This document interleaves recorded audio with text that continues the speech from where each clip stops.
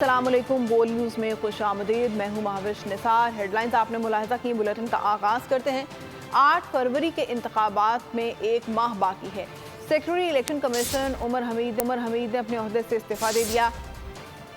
ذرائع کے مطابق سیکرٹری عمر حمید نے ناسازی طبع کے باعث اپنے عہدے سے استعفیٰ دیا ہے، تاہم ان کا استعفیٰ منظور یا مسترد کرنے کی استدعا نہیں کی گئی۔ سیکرٹری الیکشن کمیشن عمر حمید کی 2 سالہ مدت ملازمت گزشتہ برس جولائی میں ختم ہو گئی تھی، تاہم چیف الیکشن کمشنر نے ان کی مدت ملازمت میں 1 سال کی توسیع کر دی تھی۔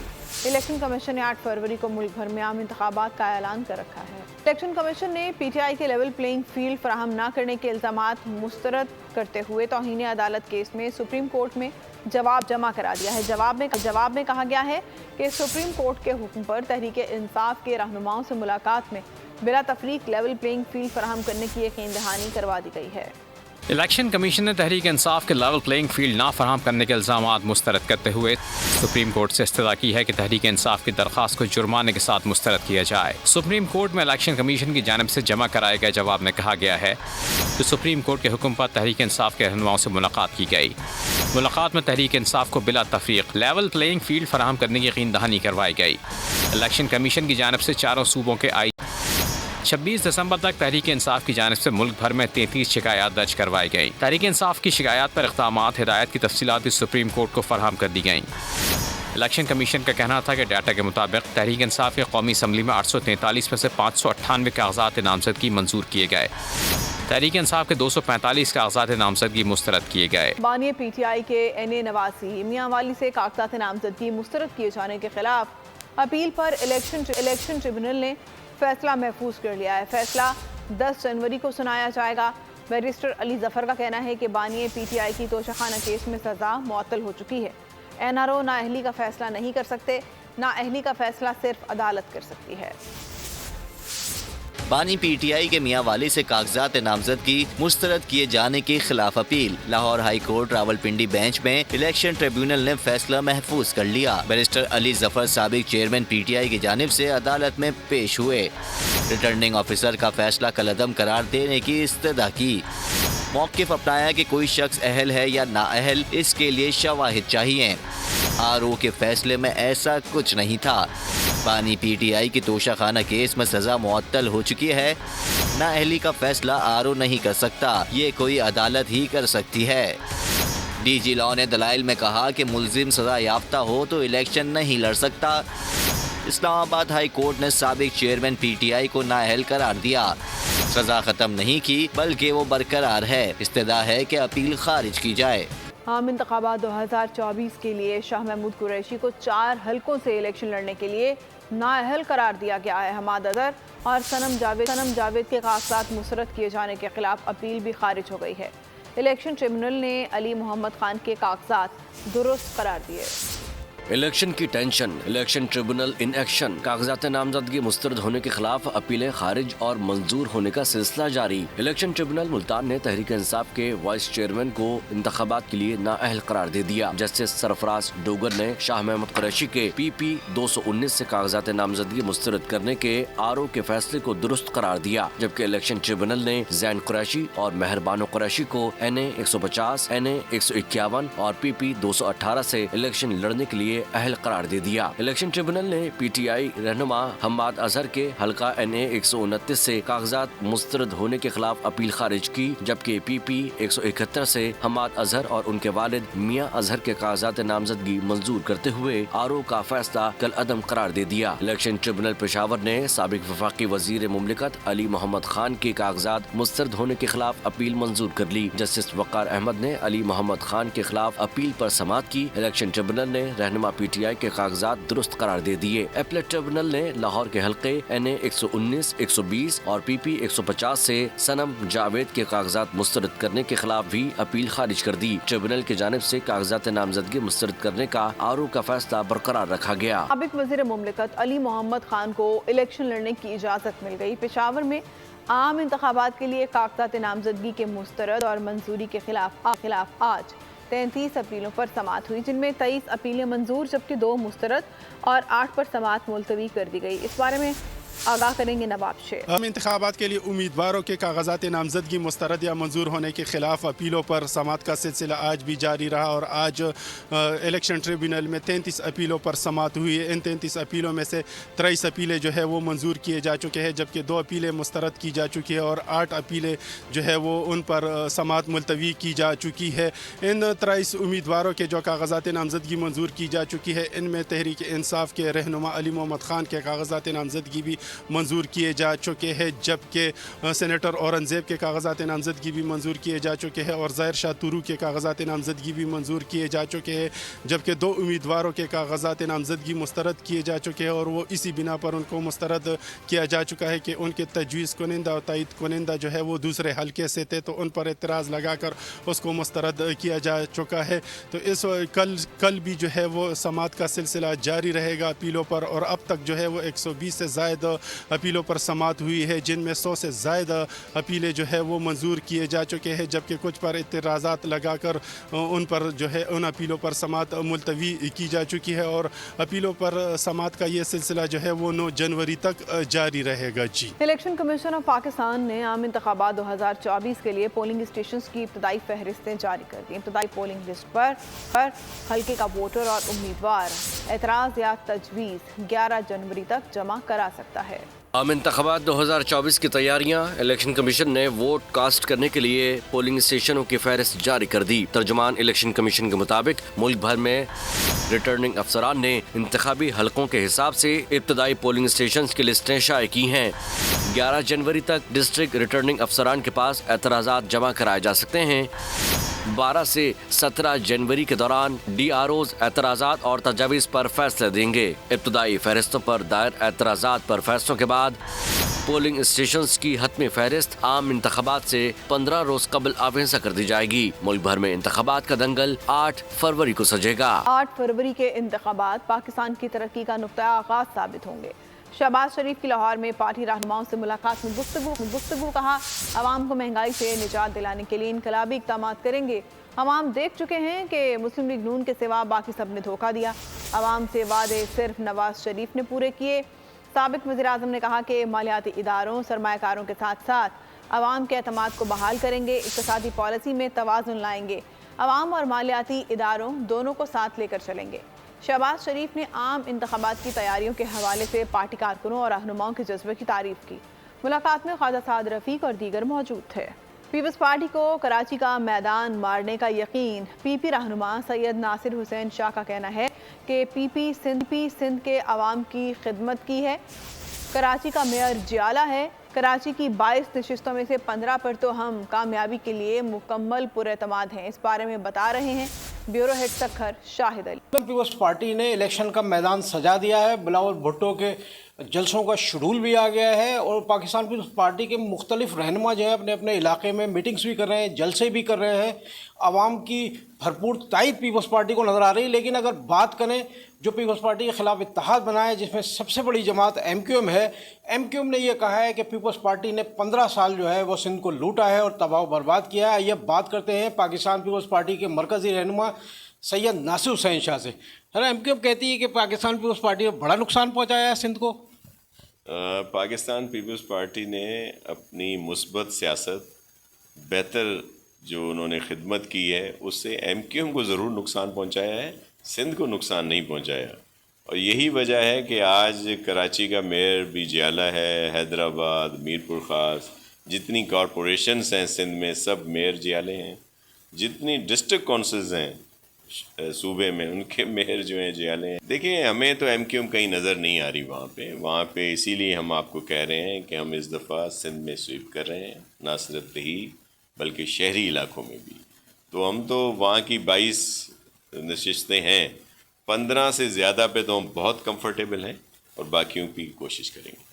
आपने देखा कि सैयद नासिर हुसैन शाह का कहना है कि कराची में भी पाकिस्तान पीपल्स पार्टी जो है वो न सिर्फ कामयाब होगी और आवाम की इसी तरह खिदमत करती रहेगी जिस तरह पिछले 15 साल में पाकिस्तान पीपल्स पार्टी ने आवाम की खिदमत की है। MQM ने आम इंतखाबात की तैयारियां तेज़ कर दी हैं। वोटर्स को खुसूसी तौर पर बनाए गए एप्लीकेशन में रजिस्टर करने का फैसला किया गया है। आज शहर के तमाम टाउन्स में वोटर्स का एप्लीकेशन में इंदराज किया जाएगा। कौमी असम्बली के तमाम हलकों के लिए तश्कील दी गई कमेटियाँ رجسٹریشن کے عمل کی نگرانی کریں گی۔ تنظیمی ڈھانچے کو مزید منظم کرنے کے لیے MQM کی جانب سے عوامی رابطہ مہم بھی تیز کر دی گئی ہے۔ اس بارے میں جانتے ہیں وجاہت علی عابدی ہمارے ساتھ ہیں۔ وجاہت آگاہ کیجیے گا۔ دیکھیں میں آپ کو بتاتا ہوں، عام انتخابات سے قبل متحدہ قومی موومنٹ پاکستان بھی کراچی میں انتخابات کے لیے تیاریاں تیز کر چکی ہے۔ MQM کی جانب سے اپنے ووٹرز کو ان سے رابطہ رکھنے کے لیے ایک اپلیکیشن کا اجرا کیا گیا ہے۔ اس اپلیکیشن کے ذریعے ان ووٹرز کو اس کے اندر رجسٹرڈ کیا جائے گا، جس کے بعد ان ووٹرز کو تمام پولنگ کے حوالے سے اور الیکشن کے حوالے سے آگاہ کیا جائے گا اور ان سے رابطہ رکھا جائے گا۔ اس اپلیکیشن کا اجرا کر دیا گیا ہے۔ تمام ٹاؤنز کی سطح پہ NA کمیٹیاں اتار دی گئی ہیں۔ آج سے تمام علاقوں میں ووٹرز کو اپلیکیشن میں رجسٹرڈ کرنے کا سلسلہ شروع کر دیا جائے گا، جس کے بعد تمام ووٹرز سے MQM کا براہ راست رابطہ ہوگا، جس کے بعد MQM ان ووٹرز کو الیکشن ڈے کے حوالے سے تمام تر تفصیلات آگاہ کر سکے گی۔ جی بہت شکریہ وجاہت۔ انتخابات کا انعقاد الیکشن کمیشن کے اعلان کردہ شیڈول کے مطابق ہونا چاہیے، کسی غیر دستوری اقدام کو قبول نہیں کریں گے۔ سراج الحق دورہ قطر میں وفود سے گفتگو۔ امیر جماعت اسلامی کا پاکستانی کمیونٹی سے خطاب، کہا اوورسیز پاکستانیوں کو ووٹ کے حق سے محروم رکھنا انتہائی افسوسناک ہے۔ بیرون ملک پاکستانیوں کے لیے پارلیمنٹ میں نشستیں مختص کی جائیں۔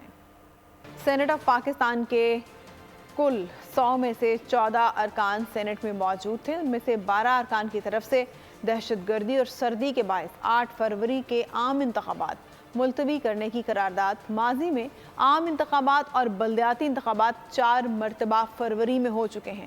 ماضی میں کب کون سے انتخابات فروری میں سخت سردی میں ہوتے رہے؟ رپورٹ کر رہے ہیں ڈیپٹی بیورو چیف علی شیر۔ امن و امان کی صورتحال اور سخت سردی کے جواز، سینٹ کے 12 ارکان کا 8 فروری کو عام انتخابات ملتوی کرنے کا مطالبہ۔ ایوان بالا میں قرارداد زمینی حقائق کے مطابق بھی ہے یا نہیں؟ کیا ماضی میں کبھی دہشت گردی اور فروری میں انتخابات نہیں ہوئے؟ الیکشن کی تاریخ کچھ اور ہی بتاتی ہے۔ ملکی سیاسی تاریخ پر نظر دوڑائی جائے تو 1997 کے عام انتخابات 3 فروری کو ہوئے۔ 1985 میں 25 فروری کو انتخابی میدان سجا۔ 2008 میں محترمہ بینظیر بھٹو کی شہادت کے باعث انتخابات جنوری کے بجائے 18 فروری کو ہوئے۔ 1977 میں جنرل الیکشن فروری میں ہونا تھے، مگر اپوزیشن اور حکومت کے درمیان تناؤ کے باعث مارچ میں امیدوار انتخابی دنگل میں اترے۔ اس تاریخ کے باوجود آزاد سینیٹر دلاور خان نے 8 فروری کو الیکشن نہ کرانے کی قرارداد پیش کی۔ خیبر پختونخوا میں سال 2021 میں دسمبر کی ٹھٹرتی سردی میں بلدیاتی انتخابات کا مارکہ ہوا، جس میں JUI کو واضح کامیابی ملی۔ 13 اضلاع میں بلدیاتی انتخابات کا دوسرا مرحلہ بھی فروری 2022 سے منعقد ہوا تھا۔ پروڈکشن ٹیم کے ساتھ علی شیر، بول نیوز، اسلام آباد۔ فیصل آباد کے صوبائی حلقہ PP 114 کے بیشتر علاقوں کی سڑکیں اور گلیاں ٹوٹ پھوٹ کا شکار ہیں۔ اہل علاقہ کا کہنا ہے 2018 میں منتخب ہونے والے حکمرانوں نے مایوس کیا۔ شہریوں کا کہنا ہے کہ اس بار ووٹ سوچ سمجھ کر دیں گے۔ جی بالکل، ابھی ہم فیصل آباد کے صوبائی حلقہ PP 114 میں موجود ہیں۔ یہاں پر ہم نے دیکھا ہے کہ یہ مین جو سوشل سیکورٹی روڈ ہے اور فلیٹاں والا چوک یہ مشہور ہے۔ جڑا والا روڈ کے ساتھ بالکل ملک کا سروس روڈ ہے، جہاں پر ٹریفک کا فلو جو ہے کافی رہتا ہے۔ یہ سڑک ٹوٹ پھوٹ کا شکار ہے۔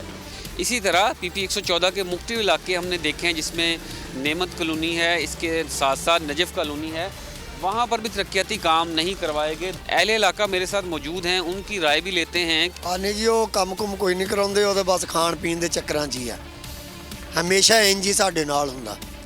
ساڈے تے علاقے چ نہیں ہویا، نجف کالونی چ کوئی کم نہیں ہویا۔ گٹراں دا وعدہ کیتا سی، گٹر تے گھر ہجے تک نہیں پے، نہ پائپ لائن پئی نہ گٹر پے۔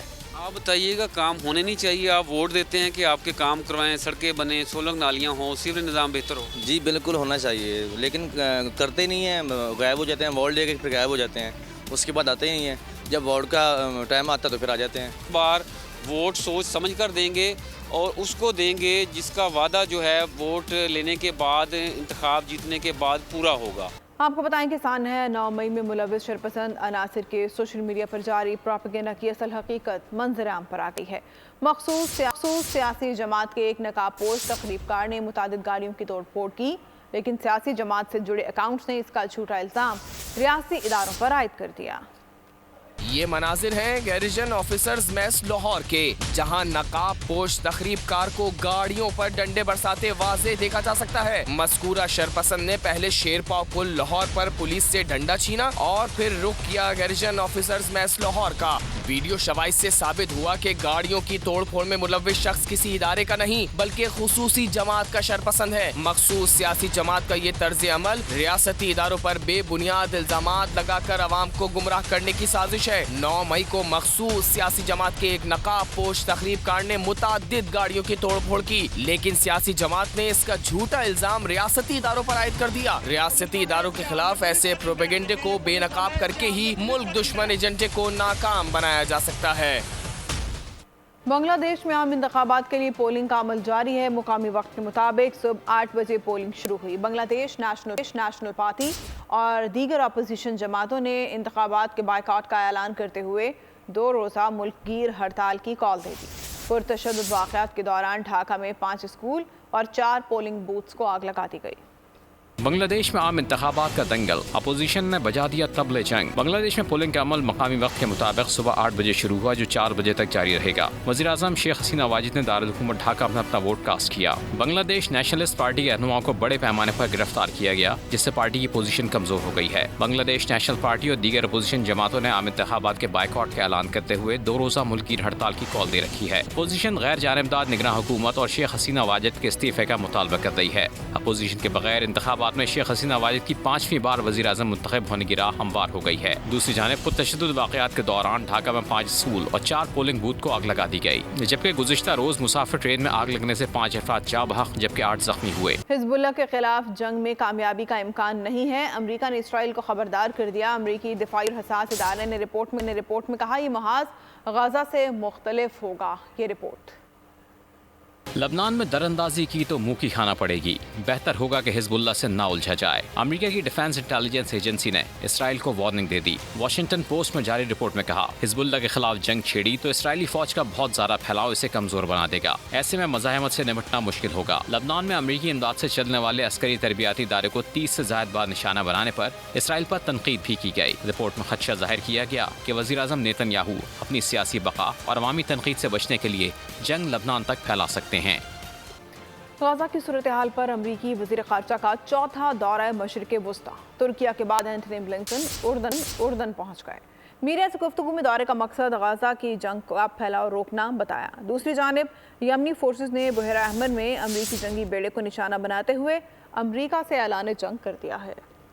गाजा की कशीदा सूरत हाल और इसराइली हट धर्मी एंटोनी ब्लिंकन को फिर मशरिक़ वस्ता खींच लाई। अमरीकी वज़ीर ख़ारजा ने तुर्किया में सदर एर्दोआन से मुलाकात की, जिसमें गजा की सूरत हाल पर तबादला ख्याल हुआ। तुर्क सदर ने गजा में फौरी जंगबंदी पर जोर दिया। कहा, बढ़ती जंग को रोकने का यही वाहिद रास्ता है। उर्दन आमद पर हुक्काम ने अमरीकी वज़ीर ख़ारजा का इस्तक़बाल किया। सब्सक्राइब करें और बेल दबाएं ताकि कोई खबर रह न जाए।